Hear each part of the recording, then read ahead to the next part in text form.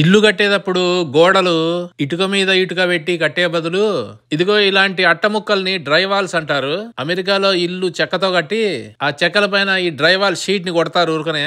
మీరు ఎప్పుడన్నా ఇల్లు కట్టించినారా లేదా ఇల్లు కట్టే దాంట్లో అనుభవం ఉంటే ఈ వీడియో చూస్తా కామెంట్స్ లో ఇంకా ఎలాగైతే బాగుంటుందో చెప్పండి.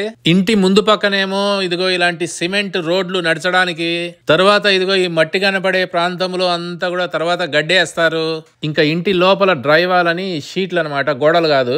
ఈ ఇల్లు బిల్డరే కడతాడు. ఈ రోజు ఇక్కడంతా కూడా ఈ ఐలాండ్ మాదిరిగా ఒక రాయిది వేసినారు బండలు చూసి మనం మోసపోతాం, ఇవన్నీ నేచురల్ బండలేమో అని. గాని మనుషులు ఇప్పుడు బండల్ని కూడా సృష్టిస్తున్నారు టైల్స్ గా. ఇదిగో ఇలా ఐలాండ్ మీద వేసుకుంటే గ్రానైట్ బండ బదులు రకరకాల డిజైన్లతో బండలు చేస్తారు. ఇంకా ఈ పైన ఉన్న క్యాబినెట్స్ అంతా కూడా మనం కలర్లు అవన్నీ కూడా మనం సెలెక్ట్ చేసుకోవచ్చు.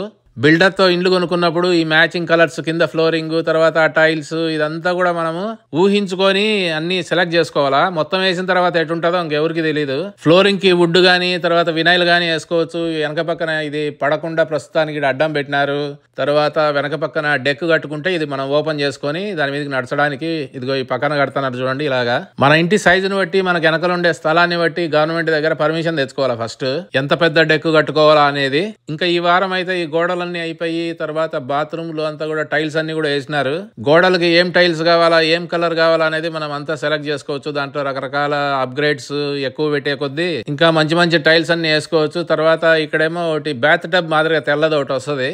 తర్వాత ఇక్కడంతా కూడా ఒక అద్దం వస్తుంది. లాస్ట్ వారం వచ్చినప్పుడు ఈ బండ కూడా లేదు, ఈ బండ వేసినారు, సింక్ అంతా కూడా ఉంది. తర్వాత ఇటు పక్కన కూడా ఒక బండ వేసినారు. ఇంకా ఇక్కడ టాయిలెట్ ఇంకా పెట్టలేదు. ఇక్కడ ఇంకా పైన అంతా కూడా పని జరిగేది ఉంది, పాడైపోతాయని ఇదిగో ఇలాంటి షీట్ అడ్డం వేశారు. తర్వాత ఇక్కడ గోడకి పెద్ద మిర్రర్లు వస్తాయి, అద్దాలు.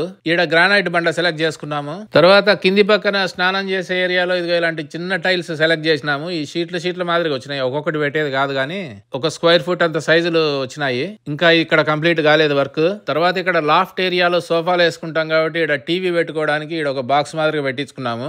మనం ఎక్కడ కావాలంటే అక్కడ పెట్టించుకోవచ్చు, ఆ గోడకు కానీ ఈ గోడకు కానీ పెట్టించుకోవచ్చు. ఇంకా దానికి కావాల్సిన కనెక్షన్స్ అన్ని కూడా కింద హై వోల్టేజ్ అపాయింట్మెంట్, లో వోల్టేజ్ అపాయింట్మెంట్స్ అని ఉంటాయి. ఆ అపాయింట్మెంట్స్ లో మనము ఏమేమి కనెక్షన్లు ఎక్కడెక్కడ కావాలనేదంతా కూడా మనం డిసైడ్ చేసుకోవచ్చు. డెక్ సైజును బట్టి సుమారుగా 50 లక్షల నుంచి ₹1,00,00,000 వరకు అవుతుంది.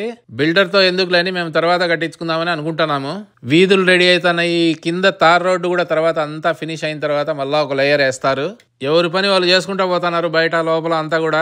అమెరికాలో ఇల్లు కట్టే విధానం చూడండి ఎలాగుందో. ఇదిగో గుంత తవ్వినారు ఇట్లా. ఈ గుంతలో ఫస్ట్ బేస్మెంట్ అని సిమెంట్ ది మాత్రం వేస్తారు. అదిగో ఆడ కింద బేస్మెంట్ ఫస్ట్ లెవెల్ అనమాట. తర్వాత 2వ లెవెల్ 3వ లెవెల్ అంతా కూడా చెక్కలతో కట్టుకుంటూ వెళ్ళిపోతారు. కొన్ని ఇండ్లకి బేస్మెంట్ కూడా భూమికి పై లెవెల్లో ఉంటుంది. అలాంటి వాటిని వాకౌట్ బేస్మెంట్ అంటారు. కొన్నిటికేమో సగం లోపలికి ఉంటుంది, కొన్నిటికేమో ఫుల్ గా లోపలికి ఉంటుంది. కానీ స్టెప్స్ పెట్టింటారు పైకి రావడానికి. అలాంటి వాటిని వాకప్ బేస్మెంట్లు అంటారు. అమెరికాలో ఇల్లు కట్టే విధానం చెంబు చేట అంతా చూపిస్తాను. ఇల్లు ఈ విధంగా ఉండడానికి ముందు ఎలా ఉందో ఇదిగో ఈ వీడియోలో చూపించిన చూడండి.